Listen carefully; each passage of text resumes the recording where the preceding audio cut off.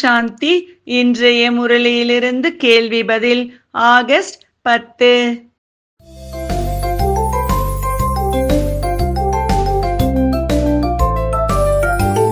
பரமாத்மாவை அன்பாக நினைவு செய்யும் போது கிடைக்கும் பலன் என்ன?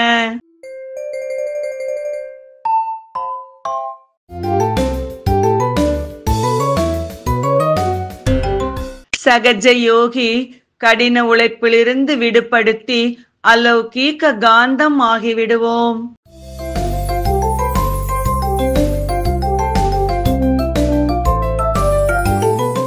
அன்பின் சதவிகிதத்தில் வித்தியாசம் வராமல் இருக்க மந்திரம் என்ன?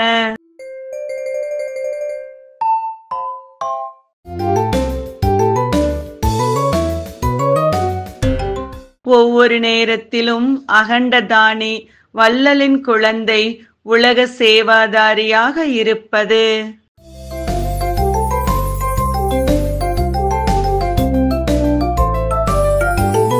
மகாதானியாக இருக்கும் காரணத்தினால் என்ன இரட்டை லாபம் கிடைக்கிறது?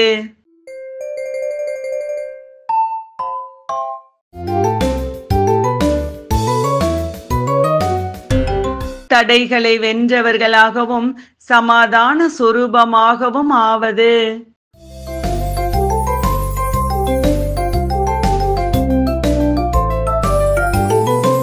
அனைவரிடம் இருந்து ஆசீர்வாதம் அடைந்து முன்னேற எளிய வழி என்ன?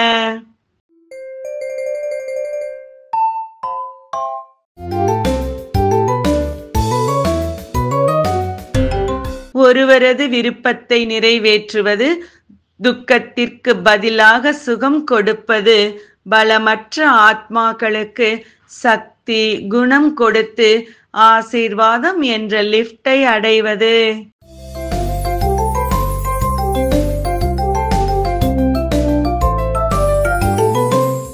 ஞானம் புரிந்து கொள்கிறீர்கள், ஆனால் பரமாத்மாவின் சக்தியை எப்போது அனுபவம் செய்ய வேண்டும்?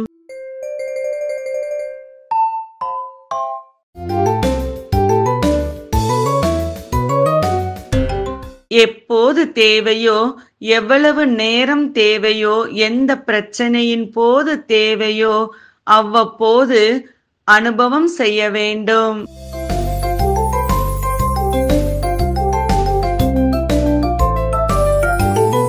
உலகிய படிப்பிற்கும் ஆன்மீக படிப்பிற்கும் உள்ள வேறுபாடு என்ன?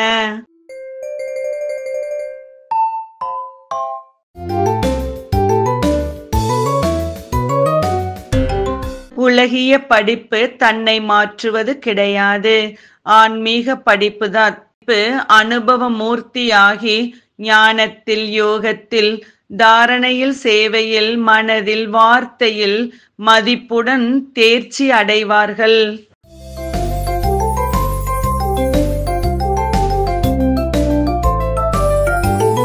ஒரு வினாடியில் சிரேஷ்ட சங்கமயுக பிராமணன் என்ற ஸ்திதியில் நிலைத்திருக்க முடிய வேண்டும். சரியா தவறா?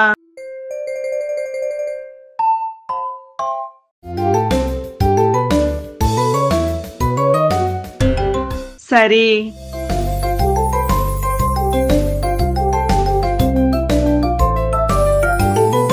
இன்றைய முரளியில் முக்கியமாக என்ன கூறப்பட்டுள்ளது?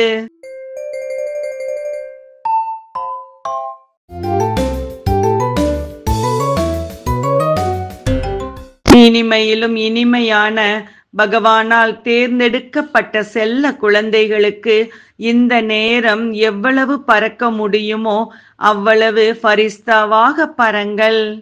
நன்றி. ஓம் சாந்தி.